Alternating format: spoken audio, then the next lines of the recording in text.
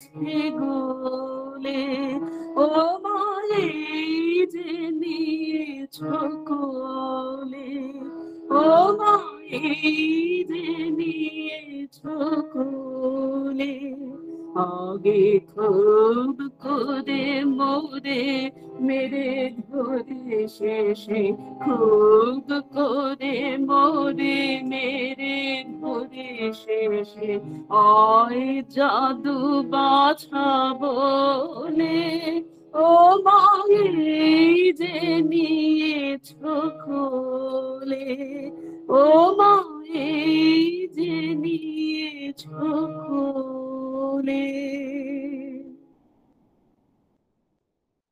উপস্থিত সকলকে আমার প্রণাম জানাই।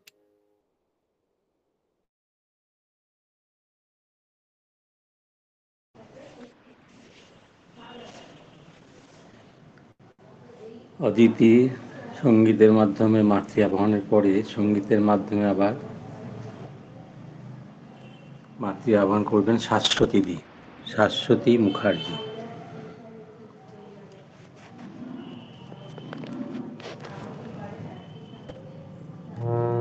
জয় মা।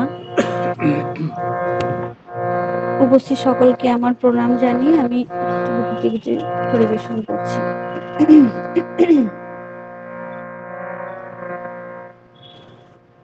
ও গো দয়াময়ী একবার যদি সম্মুখে আসিয়া দাঁড়াও, ও গো দয়াময়ী একবার যদি সম্মুখে আসিয়া দাঁড়াও, ক্ষণিক আসিয়া হাসিয়া আমার তৃষিত হিয়াটি জুড়াও, ও গো দয়াময়ী একবার যদি সম্মুখে আসিয়া দাঁড়াও, ক্ষণিক আসিয়া হাসিয়া আমার তৃষিত হিয়াটি জুড়াও, ও গো দয়াময়ী একবার যদি সম্মুখে আসিয়া দাঁড়াও।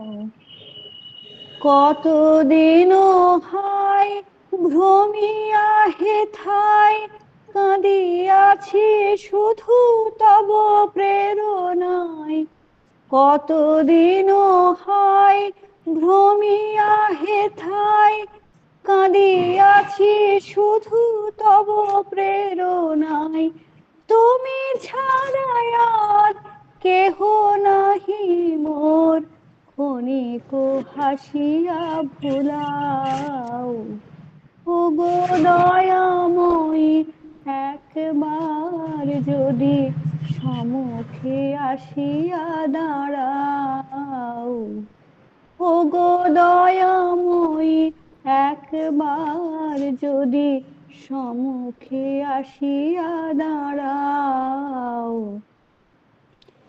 মাগো তব মুখে হাসির মায়ায় কুসুম আপন সৌরভ পায়, সাগরের ঢেউ মলয় সুনীল আপন প্রভাব পায়, তোমার মধুর হাসির ধারায় ক্লেশ দুঃখ জীব সব ভুলে যায়, তোমার মধুর হাসির ধারায় ক্লেশ দুঃখ জীব সব ভুলে যায়, তোমার সে মুখ একবার যদি ধ্যানে আনিয়া দাও, ও গো দয়াময়ী একবার যদি সম্মুখে আসিয়া দাঁড়াও, বিপুল বিশাল ভুবনের সবই তোমার হাসির ঝলক মা, তুমি বিপুল বিশাল ভুবনেরও সবই তোমার হাসির ঝলক মা তুমি, এ অধমে তুমি কৃপা করে শুধু সে দর্শন শিখাও। ওগো দয়াময়ী একবার যদি সম্মুখে আসিয়া দাঁড়াও, ক্ষণিক আসিয়া হাসিয়া আমার তৃষিত হিয়াটি জুড়াও। ওগো দয়াময়ী একবার যদি সম্মুখে আসিয়া দাঁড়াও, ওগো দয়াময়ী একবার যদি সম্মুখে আসিয়া দাঁড়াও।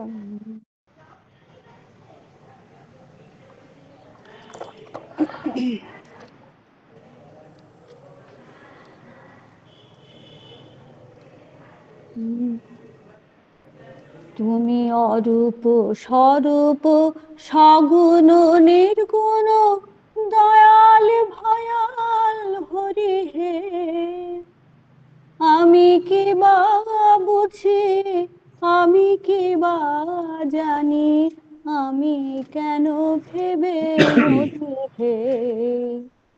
তুমি অরূপ স্বরূপ সগুণ নির্গুণ দয়াল ভয়াল হরি হে, আমি কি বা বুঝি আমি কি বা জানি আমি কেন ভেবে মরি হে। তুমি অরূপ স্বরূপ সগুণ নির্গুণ দয়াল ভয়াল হরি হে, কি রূপে এসেছি কেমনে বা যাব তা ভাবিয়ে কেন জীবন কাটাবো। কি রূপে এসেছি কেমনে বা যাব তা ভাবিয়ে কেন জীবন কাটাবো। তুমি আনিয়াছো তোমারেই পাবো এই শুধু মনে করি হে। তুমি আনিয়াছো তোমারেই পাবো এই শুধু মনে করি হে। তুমি অরূপ স্বরূপ সগুণ নির্গুণ দয়াল ভয়াল হরি হে, না রাখি জটিল ন্যায়ের বারতা বিচারে বিচারে বাড়ে অসারতা। আমি জানি তুমি আমারই দেবতা, তাই আমি হৃদে মরি হে। না রাখি জটিল ন্যায়ের বারতা বিচারে বিচারে বাড়ে অসারতা। আমি জানি তুমি আমারই দেবতা, তাই আমি হৃদে মরি হে। তাই বলে ডাকি প্রাণ যাহা চাই, ডাকিতে ডাকিতে হৃদয় জুড়াই। তাই বলে ডাকি প্রাণ যাহা চাই, ডাকিতে ডাকিতে হৃদয় জুড়াই। যখন যে রূপে প্রাণ ভরে যায়, যখন যে রূপে প্রাণ ভরে যায়, তাই দেখি প্রাণ হরি হে। তুমি অরূপ স্বরূপ সগুণ নির্গুণ দয়াল ভয়াল হরি হে, আমি কি বা বুঝি আমি কি বা জানি আমি কেন ভেবে মরি হে। তুমি অরূপ স্বরূপ সগুণ নির্গুণ দয়াল ভয়াল হরি হে। জয় মা।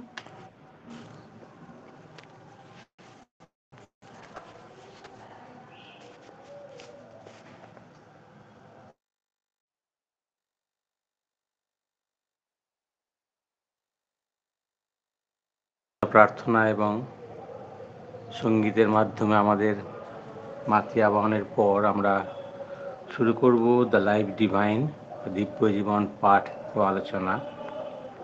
পাঠ ও আলোচনা করবেন শ্রী সুধেন্দু সাহা।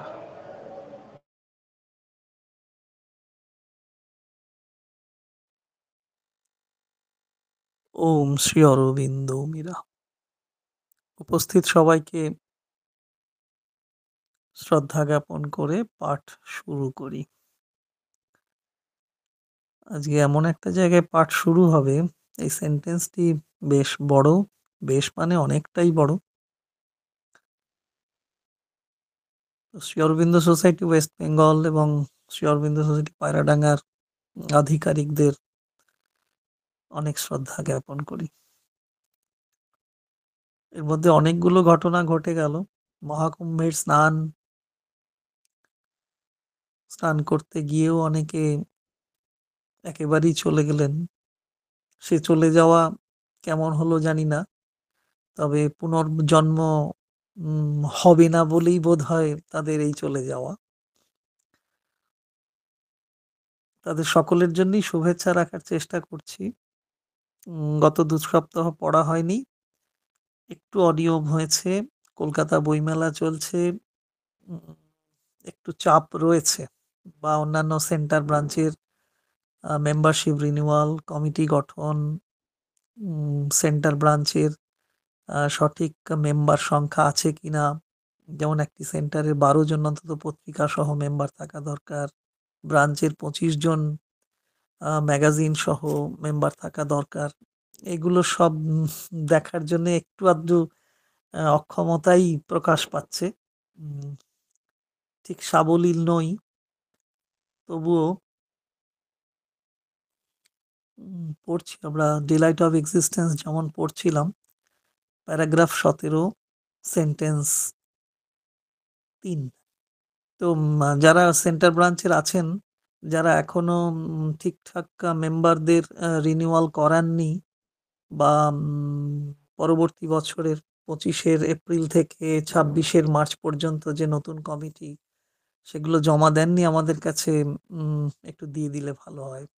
যত আগে দেবেন আমাদের একটু সুবিধা হয়, নাহলে দেরি হলে না বড্ড চাপ এসে যায়। এমনি তো সবার এখন চিনি বেশি, চাপ বেশি, তো আরো চাপ বাড়ুক এটা নিশ্চয়ই চাইবেন না। এমনি অক্ষম আমরা, যোগ্যতায় খুবই কম মাত্রা, তার মধ্যে আবার এত চাপ পড়লে শেষে একদম সামলাতে পারবো না। গত শুক্রবার ইস্ট ক্যালকাটার অ্যানুয়াল প্রোগ্রাম হয়ে গেল। আবার আগামী রবিবার 9 তারিখ পায়রাডাঙ্গায় হওয়ার কথা আছে। 16 তারিখ গঙ্গা জোয়ারায় চিলড্রেন্স ক্যাম্পের পরিকল্পনা চলছে, সেরকম প্ল্যানিং চলছে। 23 তারিখ বর্ধমানে শ্রী অরবিন্দ সোসাইটি বর্ধমান শাখায় অনুষ্ঠান হবে, সেরকম সব পরিকল্পনা চলছে, প্রস্তুতি চলছে। 2রা মার্চ শ্রী অরবিন্দ সোসাইটি কাজিয়াখালী হীরাগঞ্জেও অনুষ্ঠান, সম্ভবত সব আসবেন। আমি সেন্টেন্সটি পড়ার চেষ্টা করছি, একটি সেন্টেন্স, তার মধ্যে 5টি ভাগ করে আমি আজকে পড়ব। সেইভাবেই শ্রী অরবিন্দ রচনা করেছেন, দেখছি কিভাবে কি পড়া যায়। যাদের কাছে মূল গ্রন্থ রয়েছে একটু দেখতে পারেন, ভুলভ্রান্তি হতে পারে, অক্ষমতা প্রকাশ পাবে খুব। লিখছেন শ্রী অরবিন্দ এমনি করে: infinite being loses itself in the appearance of non-being and emerges in the appearance of a finite soul বা finite soul। সেন্টেন্সের একটা অংশ, বড় সেন্টেন্সের। Infinite being loses itself in the appearance of non-being and emerges in the appearance of a finite soul। আমি এরকম part করি, semicolon দিয়ে যে সেন্টেন্সের অংশ করা হয়েছে এক একটি, তার বাংলাটাও আমি সেইভাবে পড়ার চেষ্টা করছি। যে অংশ ইংরেজি, যে infinite being losses itself in the appearance of non being and emerges in the appearance of a finite soul. অনুবাদ করছেন শ্রীমত অনির্বাণ। দেখুন, যাদের বাংলা রয়েছে দেখতে পারেন। অনন্ত সৎস্বরূপ যিনি, ইনফিনাইট বিংকে বলছেন, অনন্ত সৎস্বরূপ যিনি অসতের কুহেলিকায়, ওই যে অ্যাপিয়ারেন্স অফ নন বিং, অসতের কুহেলিকায় নিজেকে হারিয়ে ফেলে আবার তিনি ফুটে উঠলেন শান্ত জীবের প্রতিভাসে। তিনি ইনফিনাইট বিং, তিনি অসতের কুহেলিকায় নিজেকে জড়িয়ে রেখেছেন, মিলেমিশে এক হয়ে গেছেন। আবার তিনি এই সীমাবদ্ধ জীবের মধ্যেও দেখা দিচ্ছেন, ফিনাইট, শান্ত, দন্তস্বয়াকার, যে সীমিত, যে লিমিটেডনেস আমাদের সোলের, তার মধ্যেও তার প্রকাশ দেখতে পাচ্ছি। তিনি অনন্ত, অথচ আমাদের মতো ক্ষুদ্রদের মধ্যেও, আমাদের মতো অক্ষমদের মধ্যেও তিনি রয়েছেন, যথেষ্টই রয়েছেন। তারপরের অংশ, infinite consciousness loses itself in the appearance of a vast indeterminate inconscience and emerges in the appearance of a superficial limited consciousness. ওই ইনফিনাইট বিং কিভাবে কিভাবে বর্ণনা হচ্ছে শ্রী অরবিন্দ বলছেন তারপরের অংশে, যে তার অনন্ত চৈতন্য, অর্থাৎ সেই অনন্তের, পরমময়ের সৎস্বরূপ যিনি, তার অনন্ত চৈতন্য, যিনি অনন্ত, তার তো চৈতন্য অনন্ত হবে। তার অনন্ত চৈতন্য লুপ্ত হলো অব্যাকৃত অচিতির বিপুল আধারে। আবার বহিশ্চর চেতনার সংকীর্ণ পরিসরে উঠল তা ঝিলমিলিয়ে। কখনো তাকে দেখি না, আবার কখনো দেখি। তিনি অনন্ত চেতনা নিয়ে বিরাজ করছেন, কখনো হারিয়ে যাচ্ছেন। আমরা আমাদের এই ক্ষুদ্র চেতনা দিয়ে তাকে ধরতে পারছি না, দেখতে পাচ্ছি না। অথচ আবার কখনো কখনো মাঝে মাঝে তার দেখা পেয়ে যাচ্ছি।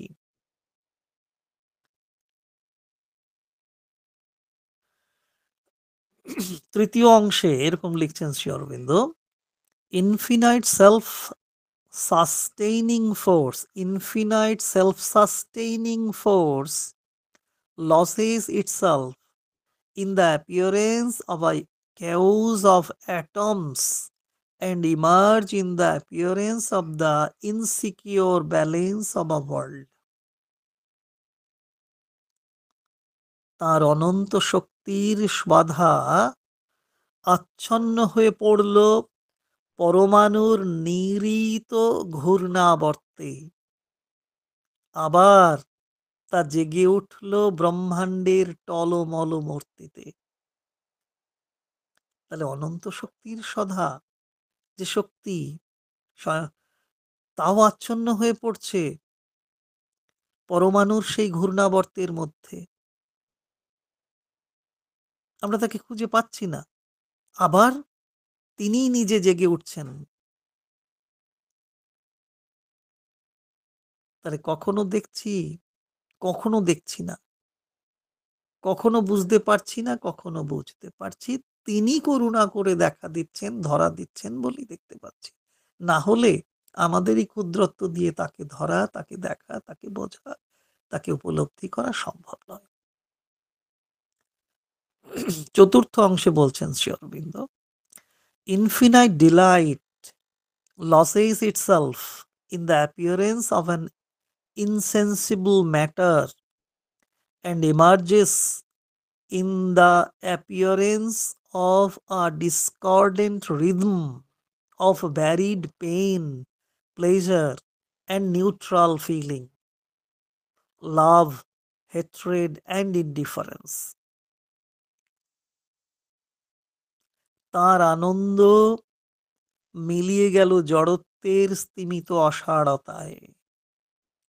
আবার তা বেজে উঠল সুখ, দুঃখ, মোহ, রাগ দেশ উপেক্ষার সুর সুষমাহীন বিচিত্র ঝংকারে। আমরা আগেও এই ধরনের কিছু কিছু বিষয় পড়েছি, ভাবার চেষ্টা করেছি, বলারও চেষ্টা করেছি কিছু কিছু। আবার যদি সম্ভব হয় চেষ্টা করব। পরের অংশটি শ্রী অরবিন্দ লিখছেন এইভাবে: infinite unity loses itself in the appearance of a chaos of multiplicity and emerges in a discord of forces and beings which seek to recover unity by possessing, dissolving and devouring each other. অনন্ত সত্তাই বিভিন্নভাবে জড়িয়ে যাচ্ছেন, আপাতভাবে মনে হচ্ছে হারিয়ে যাচ্ছেন, আচ্ছন্ন হয়ে পড়ছেন। এই যে সে এই অংশটুকুর কথা বলছেন শ্রী অরবিন্দ, তার নিরবশেষ অখণ্ডতা খণ্ড বৈচিত্র্যের বিপর্যয়ে গেল হারিয়ে। আবার তা দেখা দিল বিচিত্র শক্তি ও সত্তার সংঘর্ষে, যার মধ্যে পরস্পরকে কবলিত করে, গ্রাস করে, জীর্ণ করে চলল সেই অখণ্ড ভাবকে ফিরে পাবার সাধনা। তাহলে তিনি হারিয়ে যাচ্ছেন, কোথায় যেন মিলিয়ে যাচ্ছেন। আবার এই হারিয়ে যাওয়া, এই মিলিয়ে যাওয়া, তাকে দেখতে না পাওয়া কেন? তিনি যেন সেই গর্ভবতী মায়ের মতো সন্তানকে পরীক্ষা নিরীক্ষা করে দেখছেন, টুকি বলছেন। অর্থাৎ আমরাও তার সন্ধানে, তার দর্শনে যাবার চেষ্টা করছি কিনা। ওই যে তিনি কখনো কখনো হারিয়ে যাচ্ছেন কেন? যাতে তাকে আমরা ফিরে পেতে পারি। তিনি অবশ হয়ে পড়ছেন, তিনি আচ্ছন্ন হয়ে পড়ছেন কেন? না, তাকে যাতে সজাগ রূপে দেখতে পারি। মায়ের বুকের উপর বসে অসুর যদি রক্ত পান করে, আমরা সন্তান সন্ততি কি করব? করা উচিত কি? না সুখে সংসার করব? হ্যাঁ, আমরা তাই এখন করছি। সেন্টার ব্রাঞ্চের সব কীর্তিকলাপ দেখে তাই মনে হচ্ছে। মায়ের বুকের উপর বসে অসুর রক্ত পান করছে, আর আমরা দিব্যি সুখে আনন্দ উপভোগ করছি, একবার উচ্ছ্বাসে মেতে আছি। কিন্তু তা তো করা উচিত নয়। তাকে ফিরে পাওয়ার চেষ্টায় আমরা থাকব। সেই জন্যেই তো এই জীবন আমাদের দেওয়া হয়েছে। খেয়াল করছি কিনা, মনে রাখছি কিনা, এটা আমাদের ব্যাপার। তিনি তো মহৎ, তিনি অনন্ত, অনন্ত চেতনার অধিকারী। অথচ তিনি করুণা করে আমাদের এই শান্তির সীমিতের মধ্যেও তো কখনো কখনো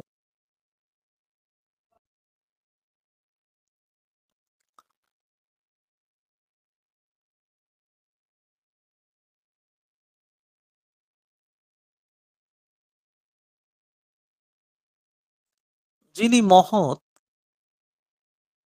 অনেক উঁচু চেতনায় তার বসবাস, তিনি অনায়াসে ক্ষুদ্র সীমিতের মধ্যে নেমে আসতে পারেন, এইটাই তার মহত্ব। উচ্চ চেতনার অধিকারী বলে, উচ্চ চেতনায় থাকেন বলেই তিনি অনায়াসে ক্ষুদ্র সীমিতের মধ্যে নেমে আসতে পারেন। আমরা সেই সত্য, সেই ট্রুথ, সেই নলেজ, সেই জ্ঞান, সেই উইজডম প্রতি পলে অনুভব করতে পারবো যদি সচেতন থাকি। তাহলে আমাদের সচেতন থাকতে হবে, না হলে সেই সত্য প্রতিপলে অনুভব করব কি করে? চোখ কান খোলা রাখতে হবে। এই যে প্রখ্যাত একজন সাংবাদিক সাহিত্যিক ছিলেন সত্যানন্দ গুহ, এবার বইমেলায় তার অনেকগুলো বই বেরোলো। যুগান্তরের এক সময় সাংবাদিকতা করেছেন। তিনি লিখতেন, ওই একটা কথা খুব বলতেন আমাদের। আমরা তখন সবে একটু আধটু লিটল ম্যাগাজিনে মক্স করা শুরু করেছি, যে চোখ কান না খোলা রেখে পথ চলো, না হলে কোনোদিন লিখতে পারবে না। তো চোখ কান খোলা রাখতে হবে।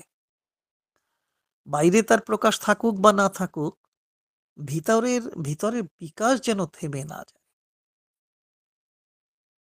তাহলে আমাদের জীবন কেমন? না, জীবন হলো গতিশীলা নদীর মতন। দেখতে হবে সেখানে কোনো মতেই যেন নোংরা আবর্জনা জমে না যায়। জমে যাচ্ছে। কত আবেদন পৌরসভা থেকে, পঞ্চায়েত থেকে আবেদন করা হচ্ছে, কিন্তু না, আমাদের অঞ্চলের বাড়ির কয়েক পা এগোলেই যে প্রবহমান খাল, জলধারা বয়ে চলেছে, তাতে আটকেই যাচ্ছে বিভিন্ন জঞ্জাল জমে জমে। তো নদীর ক্ষেত্রেও তাই। তো আমাদের খেয়াল রাখতে হবে কোনো মতেই যেন নোংরা আবর্জনা জমে না যায়। তাই কি করতে হবে? সময় মতো জঞ্জালগুলো পরিষ্কার করতে হবে। এই যারা সেন্টার ব্রাঞ্চ চালান তাদের তো জঞ্জাল পরিষ্কার করতে হয়। এই যে স্বাধ্যায় করা, এই পাঠচক্র করা, প্রতি সপ্তাহে সমবেত ধ্যানের আয়োজন করা, বইমেলায় অংশ নেওয়া। তো কেন? না, ওইগুলো তো জঞ্জাল পরিষ্কার করা, তাই না? একরকমের তো তাই। শুধু বাগান পরিষ্কার করা, অবশ্য সব সেন্টার ব্রাঞ্চের বাগান নেইও। যাদের আছে তারা বুঝতে পারবেন। তারাই ভাববেন যে নোংরা আবর্জনা পরিষ্কার করতে হয়, না হলে করতে হয় না। তাও নয়। নোংরা আবর্জনা তো অনেক রকমের আছে। যারা জড়িয়ে আছেন তারাই সেটা বুঝতে পারছেন। প্রতিদিন একটু একটু সাফাইয়ের কাজ করতে হয়। আর তা যদি করা হয়, তাই একদিনে অনেক ঝঞ্ঝাটের মধ্যে পড়তে হয় না। ঠাকুর শ্রীরামকৃষ্ণের কথা আমরা জানি, পড়ি। স্বামী বিবেকানন্দের কথা জানি, পড়ি। শ্রী অরবিন্দের কথা জানি, পড়ি। শ্রীমা নলিনীকান্ত, এছাড়াও তো কত, এই ওঙ্কারনাথ, স্বরূপানন্দ, যোগানন্দ, রাম ঠাকুর, অনুকূলচন্দ্র, বা আরো যারা মনীষীবৃন্দ রয়েছেন, এরা সকলেই মানুষই দেহ ধারণ করেই পৃথিবীতে এসেছিলেন। আমরা তাদের মানি। আমাদের আঞ্চলিকতা দিয়ে, আমাদের সীমিতি দিয়ে এক একজনকে ধরার চেষ্টা করি যে এর মতবাদটাকে আমার খুব ভালো লাগছে, তাহলে সেইটা ধরি। তারা তো উচ্চ চেতনায় মানুষ, অথচ কষ্ট করেই মানব তনু ধারণ করে পৃথিবীতে এসেছেন। কিন্তু চেতনাগত দিক থেকে তারা আমাদের চেয়ে অনেক উঁচুতে। তারা এসেছিলেন এটাই প্রমাণ করতে যে আমরা তাদের মতো উচ্চ চেতনা অর্জন করতে পারি। ওই যে অনন্ত চেতনা আমার মধ্যে আচ্ছন্ন হয়ে যাচ্ছেন, কালোর মধ্যে আলো মিশে যাচ্ছেন, অথচ তিনি কখনো অন্ধকার নন, কালো নন। তিনি ক্ষুদ্রের মধ্যেও মিলেমিশে চলেন অনায়াসে, কিন্তু তিনি নিজে কখনো ক্ষুদ্র নন, তিনি বৃহৎ। এই জায়গাগুলো আমরা সকলেই ধরি, চেষ্টা করি কম বেশি, আবার ভুলেও যাই। সেই পানা পুকুরে ডুব দেওয়ার মতো ঠাকুরের কথায় আমরা ছড়াই, জল ছিটিয়ে ছিটিয়ে পানাগুলোকে সরানোর চেষ্টা করি, আবার ডুব মেরে যখন উঠি মাথায় সেই পানা দেখি 2-4টে লেগে আছে। তো ভাবনা ভাবি, কিন্তু কাজে হয়ে ওঠে না। কাজ করি না ভেবে কাজ করি, তখন লক্ষ্য পূরণ হয় না। সবাই তাদের উচ্চ চেতনা সম্পর্কে আমরা সমানভাবে বুঝতে পারি না, তাই তো? এই যে যাদের নাম করলাম বা করতে পারলাম না, যাদের নাম, তাদের উচ্চ চেতনা সম্পর্কে আমরা সবাই সমানভাবে বুঝতে পারি না। তাহলে অনন্তের কথা বুঝবো কি করে? তবে তারাই আমাদের কাছে ধরা দেন। তাদের আলো, তাদের চেতনার আলো কখনো কখনো হঠাৎ করেই আমরা দেখে ফেলি, অর্থাৎ আমাদের মধ্যে আছে বলেই দেখি। যেমন অন্যের নিন্দা করতে মা নিষেধ করেছেন, অন্যের বিচার করতে মা নিষেধ করেছেন, অন্যের সমালোচনা করতে মা নিষেধ করেছেন। কেন? না, যতক্ষণ আমি তার সমালোচনা করব, নিন্দা করব, তার মানে সে বিষয়গুলো আমার ভিতরে রয়েছে।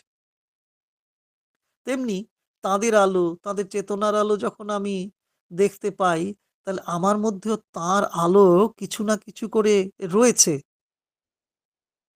সবসময়ের জন্য নেই, তাই হঠাৎ করে আমরা দেখে ফেলি, আবার দেখতে পাই না। আমাদের বোধোদয় হয়, মাঝে মাঝে সেই আলোর ঝলকানিতে আমরা ঝলমলিয়ে উঠি, সবকিছু নতুন বলে মনে হয়, একাগ্রতা জোর পাড়ে। আজকে কলকাতা বইমেলায় বড্ড ডিস্টার্ব করে তো লোকটা। এই সময় তার ফোন করার সময় হয় রে ভদ্রলোক।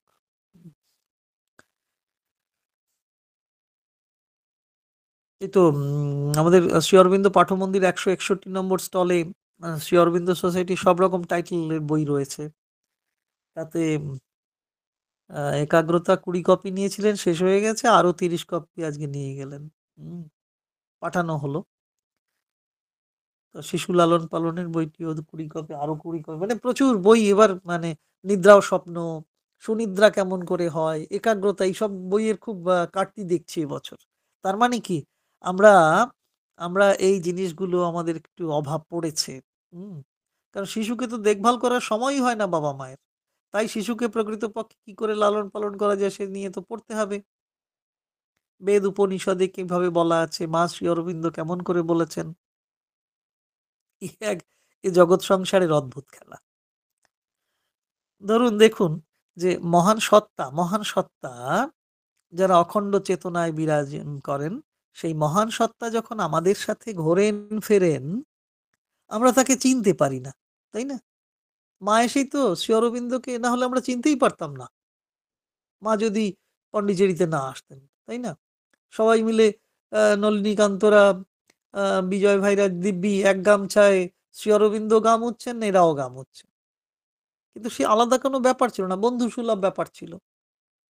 হ্যাঁ, তার মধ্যেও ছিল ভাব ভালোবাসা ছিল, কিন্তু মা এসে গুরু আর লঘুর একটা জায়গা বুঝিয়ে দিলেন যে গুরুর সঙ্গে কেমন আচরণ করতে হয়।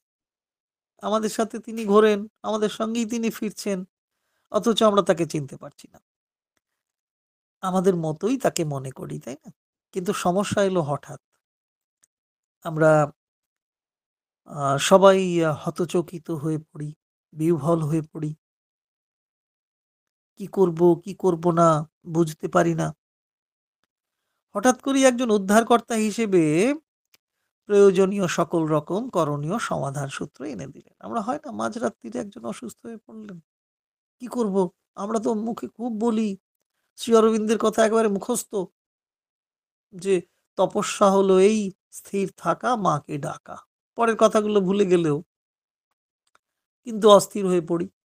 অস্থিরতাই আমাদের সবচেয়ে বড় ভূষণ এখন সময়। এখন কেন, আগেও ছিল, এখনো আরো বেড়েছে আমাদের মধ্যে অস্থিরতা। যে যত বেশি অস্থির হতে পারে তার সুনাম বেশি হয়, এটা আমি দেখেছি পথে ঘাটেও। ছেলেকে নিয়ে বা মেয়েকে নিয়ে পরীক্ষা দিতে যাচ্ছে, এই ট্রেনটা যদি এখন বন্ধ হয়ে যায় কি হবে, মানে কিরকম একটা রোগ দেখা দিয়েছে টেনশন করার, স্নায়ুচাপ বাড়ানোর জন্য। ট্রেন দিব্যি চলছে, কিন্তু এখন যদি বন্ধ হয়ে যায় কি হবে, আজকে ট্রেনটা যদি লেট করে কি হবে পৌঁছতে, এই যে রোগটা, এই সমস্যা আমাদের আসে, এই মানসিক সমস্যা আমাদের রয়েছে, কারণ আমরা সেই অনন্ত চৈতন্যের ধারে কাছে পৌঁছতে পারি না, অথচ তিনি আমাদের সঙ্গে রয়েছেন, বুঝে উঠতে পারি না। আমরা সবাই হতচকিত হয়ে পড়ি, কি করব না, এরকম একটা বিভ্রান্ত হয়ে পড়ি। আবার এসেও যায়, আমাদের সমাধান সূত্র মিলেও যায়, একজন এসে দেখা দিলেন। এরকম তো ঘটনা আমাদের জীবনে ঘটে।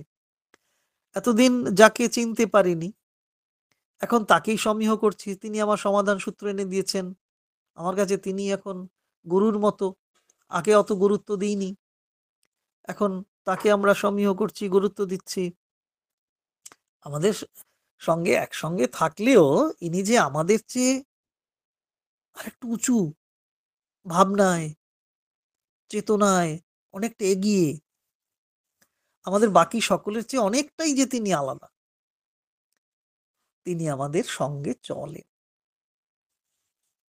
বলেনও, আমাদের সঙ্গে হাতে হাত মিলিয়ে কাজও করেন। তবু আমরা সাধারণ চেতনার মানুষ, সামান্য সামান্য সুখ দুঃখে আমরা বিচলিত হই, আমাদের কখনো উচ্ছ্বাস, কখনো বা হতাশা আসে, সেই কারণে উত্থান পতন লেগেই থাকে। তবে উচ্চতম চেতনার অধিকারী যিনি, তিনি সব ক্ষেত্রেই থাকেন অবিচল। তবে কখনোই তিনি আমাদের ফেলে রেখে চলে যান না। আমাদের মনে হতে পারে তিনি বোধহয় চলে গেলেন, না, তিনি আমাদের ফেলে রেখে চলে যান। তিনি আমাদের সব অবস্থায় আমাদের সঙ্গে থাকেন। সেই চাণক্য শ্লোকের মতো বলতে হয় যে রাজদ্বারে গেছি বিচার প্রার্থী হয়ে, তিনি আমাদের সঙ্গে রয়েছেন। প্রিয়জন বিয়োগ হয়েছে, শ্মশান বা গোরস্থানে গেছি, তিনি আমার সঙ্গে রয়েছেন। দেশের পরিস্থিতি খুব খারাপ, চারিদিকে হাওয়ান্ন, ভিক্ষা করতে গিয়ে অন্ন মিলছে না, তিনি আমাকে তো ছেড়ে যাননি। রাজ্যে রাজ্যে বলি, রাষ্ট্রে রাষ্ট্রে বলি, যুদ্ধ বিবাদ শুরু হয়েছে, আমরা ভয়ে মরছি, কি হয় অবস্থা, তিনি অবিচল। আমাদের মধ্যে এত বিচলন রয়েছে, আমরা বিচলিত হচ্ছে, তিনি অবিচল, মৃদু হেসে আমাদের সঙ্গে আছেন। এত খণ্ডতার মধ্যে থেকেও তিনি তার অখণ্ডতা বুঝিয়ে দিচ্ছেন আমাদের। আমরা এইভাবেই তো উৎসাহ পাই, যদি ধরে থাকি। কন্ডিশন অ্যাপ্লাইড, ছোট্ট স্টার করে বলা আছে, কন্ডিশন অ্যাপ্লাইড। আমরা উৎসাহ পাই কখন? যদি লেগে থাকি। উদ্দীপনা পাই যদি সেই অনুশীলনে থাকি। হারিয়ে যেতে যেতেও, হেরে যেতে যেতেও উঠে দাঁড়ানোর সাহস পাই আমরা তখন। শত সহস্র খণ্ডতার মধ্যে থেকে তাকে দেখেই অখণ্ডতার সন্ধানে সাধনা করতে চেষ্টা করি। মহত্তমের ছবি তো ঘরে রাখি আমরা, সেই ছবি দেখেই, সেই ছবির মধ্যেই তার পূর্ণ চৈতন্য বিরাজমান, পূর্ণ সত্য বিরাজমান, পূর্ণ জ্যোতি বিরাজমান, পূর্ণানন্দ বিরাজমান। তাকে দেখেই আমরা উদ্দীপনা পাই, উৎসাহ পাই, সাহস পাই। এত বিচ্ছিন্নতা, এত খণ্ডতা, এত ভেঙে পড়ার মধ্যেও আমরা গড়ে ওঠার পথে এগিয়ে যেতে পারি, অন্তত চেষ্টা করতে পারি। এত বড় সেন্টেন্সের পরের সেন্টেন্সটা কয়েকটি শব্দের, 1 2 3 4 5 6 7 8 9টা শব্দ রয়েছে। বলছেন Shri Aurobindo, in this creation the real Sachchidananda has to emerge. তাহলে in this creation the real Sachchidananda has to emerge. এমনি করে এই সৃষ্টির বুকেই একদিন অখণ্ড সচ্চিদানন্দ ফুটে উঠবেন তার নিরাবরণ মহিমায়।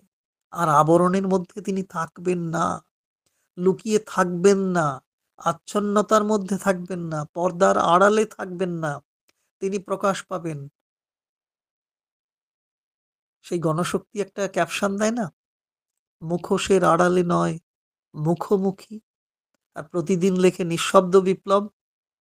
তো আমরাও যদি বর্তমান সময় থেকে প্রতিদিন অনুপুঙ্খ সাধনার মধ্যে থাকি, আমরা নিশ্চয়ই বুঝতে পারবো আর তিনি এই ক্রিয়েশনের মধ্যে আসবেন। দ্য রিয়াল সচ্চিদানন্দ আর মুখোশের আড়ালে থাকবেন না, তিনি আমাদের সামনেই উপস্থিত হবেন। সেই সময়ের জন্য প্রস্তুতি চলছে। আমরা কি প্রস্তুত? দরজায় এসে হয়তো তিনি এক্ষুনি নক করবেন, দরজায় টোকা মারবেন, আমরা তার ডাকে সাড়া দেব কিনা? ভালো থাকুন সবাই, আনন্দে থাকুন। জয় হোক সবার, জয় হোক মায়ের, জয় হোক শ্রী অরবিন্দ।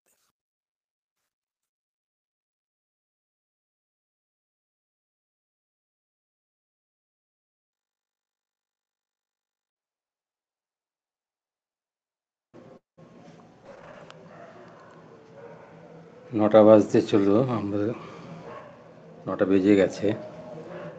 আমরা আমাদের অনুষ্ঠান আজকের মতো এখানে শেষ করব। মায়ের প্রতি কথা জানাই এবং উপস্থিত সকলকে শুভেচ্ছা অভিনন্দন জানাই। প্রত্যেক দিনই যাতে আমরা 8টা থেকে 9টা পর্যন্ত একসঙ্গে হতে পারি, সেই প্রার্থনা থাকলো মায়ের কাছে। শুভরাত্রি।